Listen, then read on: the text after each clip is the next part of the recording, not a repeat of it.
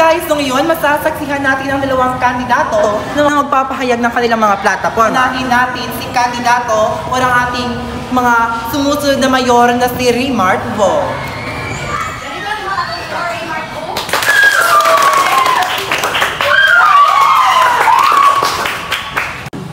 Good day, my fellow citizens.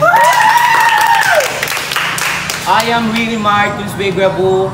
You're running as a mayor of our municipal in Lingaig. Our municipal needs progress through innovation. We must embrace global competitiveness, fiscal efficiency, and economic diversification.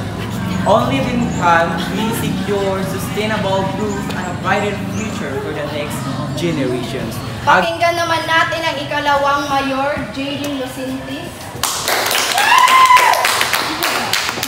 Magandang umaga mga kababayan ko. Hindi ko kayo bibiguin. Ang pangarap ko ay simple at malinaw. Mas maraming trabaho at libreng edukasyon para sa ating mga bata. At mas lalo na pagbibigyan ko pansin ang mga nutrisyon ng ating mga kamag-aral. Kaya sana sa darating na botohan, ako ang iyong piliin at tutulungan ko kayo marisolba ang mga problema sa ating komunidad.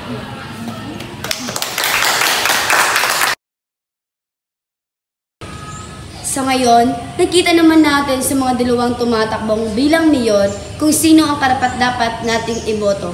Ngunit ang isang tumatakbo bilang mayor ay medyo hindi naintindihan ng ating mga botante kung ano ang nais niyang ipahiwatig. Tama ka, partner. So ngayon, ating tanungin ang ating mga kasamahan. So kayo, may nakapili na ba kayo dapat iboto? Sa ngayon, ako ay nalilito pa kung sino ang aking iboboto. So hi guys. So, makikita natin or nasasaksihan natin na ang unang kandidato ay kanyang wika ay isang Ingles. Kaya't ang mga tao, ang mga nakikinig or mga audience ay hindi nila naintindihan ang kanyang wika, which is Ingles.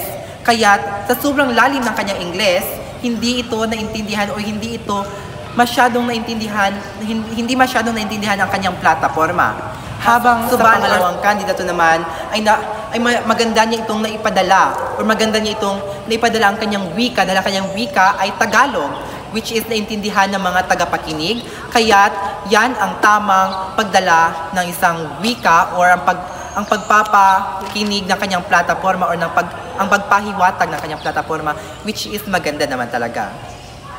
Bilang mamboboto, dapat piliin natin ang kandidatong tapat, may malasakit at may kakayahang mamuno. Mahalaga rin gumamit sila ng wikang Filipino upang madaling maunawaan ng mga mamaboto ang kanilang mga layunin at programa. Sa tamang pagboto at malinaw na komunikasyon, masisiguro natin ang makatarungan at maunlad na lipunan.